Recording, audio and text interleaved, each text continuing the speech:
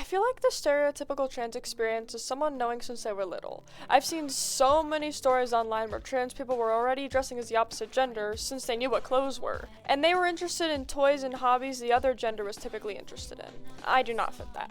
I was born a female. I say otherwise for the jokes, but no, it's true, I was born a girl. I always liked girly things, and I still do. I like pink, I love makeup, fashion, art, the typical girly things.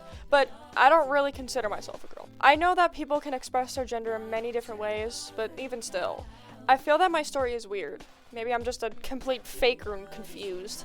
Happy Pride Month, nekoma. It's Xenon. Yes, I'm back from hiatus now, streamed this weekend at 2 p.m. Pacific time. Be there or else. And yes, I changed my content again. Wow, this time it should actually stay like this. So if you end up enjoying this video, make sure to hit the like button and subscribe if you haven't already. Maybe also join my Discord server, link in the description, because I just have to promote. Also, the current setup is still a work in progress, so this look of my videos might change later. I'm currently trying to work on a new PNG tuber model, so this is just a temporary one. But anyway, quick disclaimer, in this video I mentioned topics such as gender dysphoria and SA that might be triggering to some, so if you're uncomfortable, feel free to click off. I understand. Now actually getting into my little rant. As of right now, I consider myself trans-masc gender fluid, so my gender shifts every few weeks, but it's usually masculine aligned in some way. But I present myself as very feminine. I often get people asking me, if you're a guy, then why don't you dress like one? Or people just fall on calling me a girl, which I completely get. But I don't see clothes with a gender. They're just fabric. Anyone can dress any way they want, no matter their gender. Take femboys, for example. They are boys who dress in a feminine way, but still identify as being a boy in some way. That doesn't make them a girl, so I kind of see myself like that. But when I was younger, I knew I'd never want to be a boy. Boys are stinky and they have cooties. I used to identify myself as a demigirl, meaning I was partially female and partially non-binary. Then I decided I was just fully non-binary. I was still completely against being a guy though.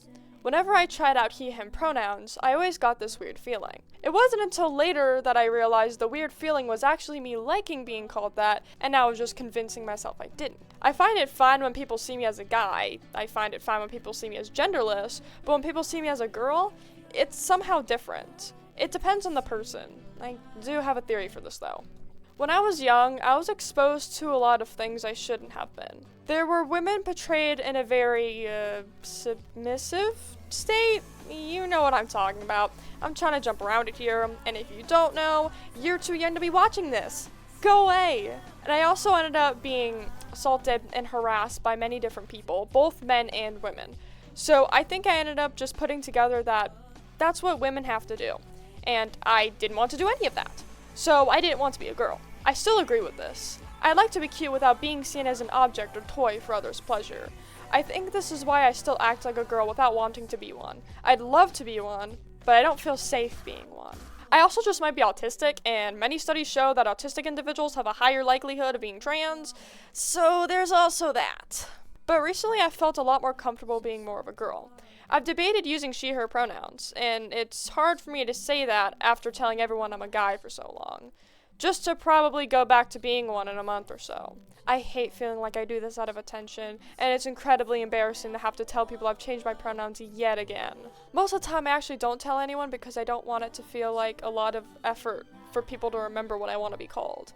I imagine this has to be annoying. Don't worry, it's annoying for me too. Looking back at old pictures of myself makes me feel sad because I feel like I somehow ruined myself. I used to be a cute girl, and now I cut my hair short, and I'm never happy with how I present myself. My gender goal is being a shapeshifter, which is completely unachievable. When I'm a girl, I feel vulnerable. When I'm a guy, I feel ugly and sloppy.